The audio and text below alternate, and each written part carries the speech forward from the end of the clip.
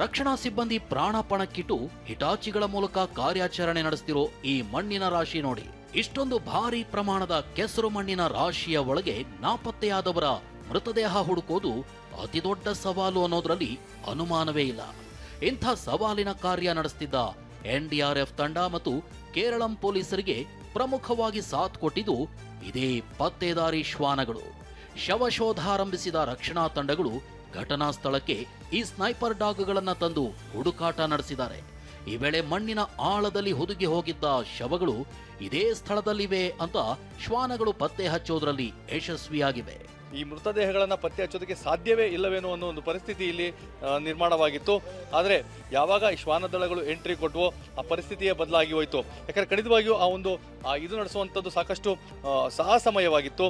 ನಿರಂತರವಾಗಿ ಎಡೆಬಿಡದೆ ಮಳೆ ಸುರಿತಾ ಇತ್ತು. ಆ ಮಳೆಯ ನಡುವೆ ಮತ್ತು ಕೆಸರು ಮಣ್ಣಿನಲ್ಲಿ ಕಾರ್ಯಾಚರಣೆ ನಡೆಸೋದು ಅಂದರೆ ಸಾಕಷ್ಟು ಆಳದಲ್ಲಿ ಆ ಒಂದು ಮೃತದೇಹಗಳು ಹುಡುಗಿದ್ರೆ JCBಗಳಿರ್ಬೋದು ಅಥವಾ ಇಟಾಚಿ ಯಂತ್ರಗಳ ಮುಖಾಂತರವಾಗಿ ಮಣ್ಣನ್ನು ಬಗೆದರೂ ಸಹ ಗೊತ್ತಾಗ್ತಾ ಇರಲ್ಲ. ಆದರೆ ಅದಕ್ಕೆ ಒಂದು ಕುರುಹನ್ನು ಕೊಡುವಂಥದ್ದು ಅಂದರೆ ಈ ಸ್ಥಳದಲ್ಲಿ ಇರಬಹುದೇ ಎನ್ನಲಾದಂತಹ ಒಂದು ಪರಿಸ್ಥಿತಿಯಲ್ಲಿ ಆ ಒಂದು ಏನು ಶ್ವಾನದಳಗಳನ್ನು ಎಂಟ್ರಿ ಕೊಟ್ಟಿದೋ ಅವು ಸಾಕಷ್ಟು ಯಶಸ್ವಿಯಾಗಿ ಆ ಮೃತದೇಹಗಳನ್ನು ಪತ್ತೆ ಹಚ್ಚುವಲ್ಲಿ ಮಹತ್ವದ ಪಾತ್ರವನ್ನು ವಹಿಸುವಂಥದ್ದು.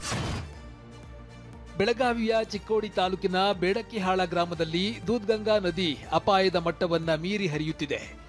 ಈ ಪ್ರವಾಹಕ್ಕೆ 100 ಎಕರೆ ಕೃಷಿ ಭೂಮಿ ಜಲಾವೃತಗೊಂಡಿದೆ. ಪ್ರಮುಖ ಬೆಳೆಗಳಾದ ಕಬ್ಬು, ಮೆಕ್ಕೆಜೋಳ, ಶೇಂಗಾ ಮತ್ತು ಸೋಯಾಬೀನ್ ಸಂಪೂರ್ಣವಾಗಿ ಮುಳುಗಿದ್ದು ರೈತರು ತೀವ್ರ ಆತಂಕದಲ್ಲಿದ್ದಾರೆ. ಇದು ದೂದ್ಗಂಗಾ ನದಿಯ ದೃಶ್ಯಾವಳಿಗಳು. ಸದ್ಯ ಈಗ ಮಹಾರಾಷ್ಟ್ರದ ಪಶ್ಚಿಮ ಘಟ್ಟ ಭಾಗದಲ್ಲಿ ಇನ್ನೂ ಕೂಡ ಮಳೆ ಅಬ್ಬರ ಮುಂದುವರೆದಿರುವಂತಹ ಕಾರಣಕ್ಕಾಗಿ ಅಪಾರ ಪ್ರಮಾಣದಲ್ಲಿ ನೀರು ಹರಿದು ಬರ್ತಾ ಇರುವಂತದ್ದು.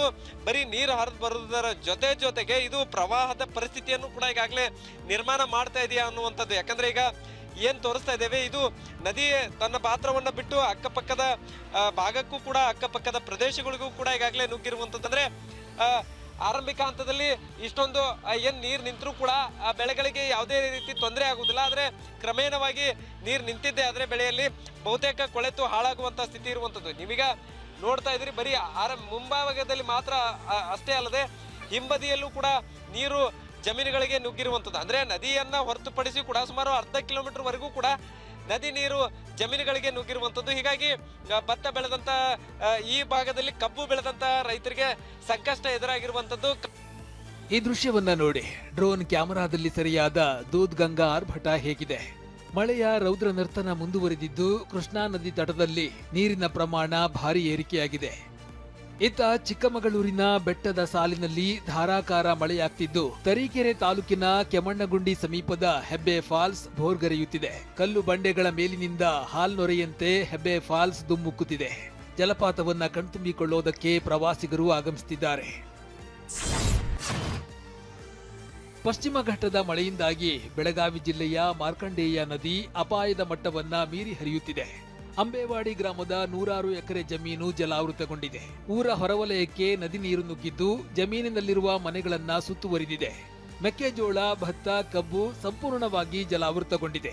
ಅಂಬೇವಾಡಿ ಗ್ರಾಮದ ರೈತರು ಸಂಕಷ್ಟಕ್ಕೆ ಸಿಲುಕಿದ್ದಾರೆ. ಮಾರ್ಕಂಡೆಯ ನದಿ ನೀರು ಅಂಬೇವಾಡಿ ಗ್ರಾಮವನ್ನ ಸುತ್ತುವರೆದಿರುವಂತದ್ದು. ನಾನೀಗ ಅಂಬೇವಾಡಿ ಗ್ರಾಮದ ಹೊರವಲಯದಲ್ಲಿ ಇದ್ದೇನೆ. ಸದ್ಯದ ಪರಿಸ್ಥಿತಿ ಹೇಗಿದೆ ಅನ್ನುವಂಥದ್ದನ್ನ ತೋರಿಸ್ತಾ ಇದ್ದೇನೆ. ಇದು ಈಗೇನು ತೋರಿಸ್ತಾ ಇದ್ದೇನೆ, ಇದು ಯಾವುದು ಕೂಡ ನದಿಯ ಪ್ರದೇಶವಲ್ಲ, ಬದಲಿಗೆ ಇಲ್ಲಿ ಬೆಳೆಗಳನ್ನ ಬೆಳೆಯಲಾಗಿತ್ತು. ಇದೆಲ್ಲವೂ ಕೂಡ ಜಮೀನು.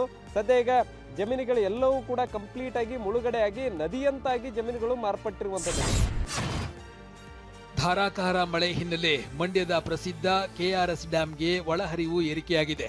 ಬುಧವಾರ 7,000ದಷ್ಟಿದ್ದ ಒಳಹರಿವು ಇವತ್ತು ಬರೋಬ್ಬರಿ 12,694 ಕ್ಯೂಸೆಕ್ಗೆ ಜಿಗಿದಿದೆ.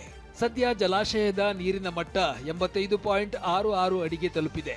ಇತ್ತ ಕೊಡಗಿನಲ್ಲೂ ಮಳೆಯ ಆರ್ಭಟ ಜೋರಾಗಿದ್ದು ಭಾರೀ ಗಾಳಿಗೆ ಮಡಿಕೇರಿ ತಾಲೂಕಿನ ಮೂರ್ನಾಡು ಸಮೀಪದ ಐಕೋಳ ಗ್ರಾಮದಲ್ಲಿ ಚಲಿಸುತ್ತಿದ್ದ ಮಾರುತಿ ಓಮ್ನಿ ಕಾರಿನ ಮೇಲೆ ಬೃಹತ್ ಮರವೊಂದು ಉರುಳಿ ಬಿದ್ದಿದೆ. ಘಟನೆಯಲ್ಲಿ ಕಾರು ಸಂಪೂರ್ಣವಾಗಿ ಜಖಂಗೊಂಡಿದ್ದು ಚಾಲಕ ಆಲಿ ಎಂಬುವವರಿಗೆ ಗಾಯಗಳಾಗಿವೆ. ಸ್ಥಳೀಯರು ಚಾಲಕನನ್ನ ರಕ್ಷಿಸಿ ಮಡಿಕೇರಿ ಜಿಲ್ಲಾಸ್ಪತ್ರೆಗೆ ದಾಖಲಿಸಿದ್ದಾರೆ. ಮೂರ್ನಾಡು ಪೊಲೀಸ್ ಠಾಣಾ ವ್ಯಾಪ್ತಿಯಲ್ಲಿ ಈ ದುರ್ಘಟನೆ ಸಂಭವಿಸಿದೆ. ಹೀಗೆ ಕೆಲವು ಕಡೆ ಮಳೆ ತೀವ್ರವಾಗ್ತಿದ್ರೆ ಇನ್ನೊಂದೆಡೆ ಬರದಿಂದ ಬೇಸತ್ತಿದ್ದ ದಾವಣಗೆರೆಯ ಜಗಳೂರು ತಾಲೂಕಿನ ಕೆರೆಗಳಿಗೆ ತುಂಗಾಭದ್ರಾ ನದಿ ನೀರು ಬಂದಿದ್ದು ಸಂಭ್ರಮ ಮನೆ ಮಾಡಿದೆ. ಮಲೆನಾಡಿನ ಮಳೆಯಿಂದಾಗಿ ತುಂಗಾಭದ್ರಾ ನದಿ ನೀರು ಈಗ ಪೈಪ್ಲೈನ್ ಮೂಲಕ ತಾಲೂಕಿನ 52 ಕೆರೆಗಳಿಗೆ ಹರಿದು ಬರ್ತಿದೆ. ಸಾವಿರಾರು ಎಕರೆ ಕೆರೆಗಳಿಗೆ ಜೀವ ಕಳೆ ಬಂದಿದ್ದು ಟ್ಯಾಂಕರ್ ನಂಬಿಕೊಂಡಿದ್ದ ಅಡಿಕೆ ಬೆಳೆಗಾರರು ಹಾಗೂ ಜನ ಜಾನುವಾರುಗಳ ಮುಖದಲ್ಲಿ ಹರ್ಷ ಮೂಡಿದೆ. ಬಿಟ್ಟು ಬಿಡದೆ ಸುರಿಯುತ್ತಿರುವ ಮಳೆಯಿಂದ ಹಾಸನದ ಸಕಲೇಶಪುರ ತಾಲೂಕಿನ ಹಲವು ಕಡೆ ಇದೀಗ ಭೂಕುಸಿತದ ಆತಂಕ ಹೆಚ್ಚಾಗಿದೆ. ಆನೆಮಹಲ್ ಬಳಿ 10 ಕುಟುಂಬಗಳು ಸಂಕಷ್ಟದಲ್ಲಿದ್ದು ಜಿಲ್ಲಾಡಳಿತ ಪರ್ಯಾಯ ವ್ಯವಸ್ಥೆ ಮಾಡದೆಯೇ ಮನೆ ಖಾಲಿ ಮಾಡಲು ಹೇಳಿದೆ. ಹೀಗಂತ ನಿವಾಸಿಗಳು ಅಳಲು ತೋಡಿಕೊಂಡಿದ್ದಾರೆ. ಇನ್ನು ಸಂಭವನೀಯ ಭೂಕುಸಿತ ಸ್ಥಳಗಳಾದ ಕಪ್ಪಳ್ಳಿ, ದೊಡ್ಡತಪ್ಪು, ಹೆಗ್ಗದ್ದೆ ಸೇರಿ ಹಲವು ಕಡೆ ಎಸ್ಪಿ ಶುಭಾನ್ವಿತ ಭೇಟಿ ನೀಡಿ ಪರಿಶೀಲಿಸಿದರು. ಕೆಆರ್ಪುರಂ ತ್ರಿವಳಿ ಕೊಲೆ ಪ್ರಕರಣಕ್ಕೆ ಸಂಬಂಧಿಸಿದಂತೆ ಪೊಲೀಸರು ತನಿಖೆ ತೀವ್ರಗೊಳಿಸಿದ್ದಾರೆ. ಇದೀಗ ಆರೋಪಿ ಕೆನತ್ ನೀಡಿದ ಹೇಳಿಕೆಗಳು ನಿಜವೋ ಸುಳ್ಳೋ ಪತ್ತೆ ಹಚ್ಚಲು ಆರೋಪಿಯ ಬ್ರೈನ್ ಮ್ಯಾಪಿಂಗ್ ಪರೀಕ್ಷೆಗೆ ಪೊಲೀಸರು ಮುಂದಾಗಿದ್ದಾರೆ. ಇದಕ್ಕಾಗಿ ಕೆಆರ್ಪುರಂ ಪೊಲೀಸರು ಆರೋಪಿ ಕೆನತ್ನನ್ನ ನ್ಯಾಯಾಲಯಕ್ಕೆ ಹಾಜರುಪಡಿಸಿ ಬ್ರೈನ್ ಮ್ಯಾಪಿಂಗ್ಗೆ ಅನುಮತಿ ಕೋರಿ ಮನವಿ ಸಲ್ಲಿಸಲಿದ್ರು. ಧರ್ಮಸ್ಥಳ ಕುಕ್ಕೆಗೆ ಪ್ರವಾಸ ಹೊರಟಿದ್ದ ಸ್ನೇಹಿತರು ಭೀಕರ ಅಪಘಾತದಲ್ಲಿ ಸಾವಿನ ಮನೆ ಸೇರಿದ್ದಾರೆ. ಧಾರವಾಡ ಮೂಲದ 9 ಮಂದಿ ಬುಧವಾರ ರಾತ್ರಿ ಧರ್ಮಸ್ಥಳ ಹಾಗೆ ಕುಕ್ಕೆ ಸುಬ್ರಹ್ಮಣ್ಯಕ್ಕೆ ಪ್ರವಾಸಕ್ಕೆ ಅಂತ ಹೊರಟಿದ್ರು. ರಾತ್ರಿ 2 ಗಂಟೆ ವೇಳೆಗೆ ಉತ್ತರ ಕನ್ನಡದ ಯಲ್ಲಾಪುರ ತಾಲೂಕಿನ ಅರೆಬೈಲ್ ಘಾಟ್ನ ಬಳಗಾರ್ ಬಳಿ ಕ್ರೂಸರ್ ಮತ್ತು ಲಾರಿ ಮುಖಾಮುಖಿ ಭೀಕರ ಡಿಕ್ಕಿಯಾಗಿ ಕ್ರೂಸರ್ನಲ್ಲಿದ್ದ 6 ಜನ ಸ್ಥಳದಲ್ಲೇ ಕೊನೆ ಉಸಿರೆಳೆದಿದ್ದಾರೆ. ಬಳಿಕ ಬೆಂಗಳೂರಿನಲ್ಲಿ ಫುಟ್ಪಾತ್ ಒತ್ತುವರಿ ತೆರವು ಕಾರ್ಯಾಚರಣೆ ಮುಂದುವರೆದಿದ್ದು ಲಾಲ್ಬಾಗ್ ವಾರ್ಡ್, ಸಿದ್ದಾಪುರ ಭಾಗದಲ್ಲಿ ಜಿಬಿಐ ಅಧಿಕಾರಿಗಳು ಕಾರ್ಯಾಚರಣೆ ನಡೆಸಿದ್ದಾರೆ. ಫುಟ್ಪಾತ್ ಮೇಲಿದ್ದ ಅಂಗಡಿ, ಹೋಟೆಲ್ಗಳನ್ನ ತೆರವುಗೊಳಿಸಲಾಗಿದ್ದು ಈ ವೇಳೆ ಅಧಿಕಾರಿಗಳು ವ್ಯಾಪಾರಿಗಳ ನಡುವೆ ಮಾತಿನ ಚಕಮಕಿ ನಡೆಯಿತು.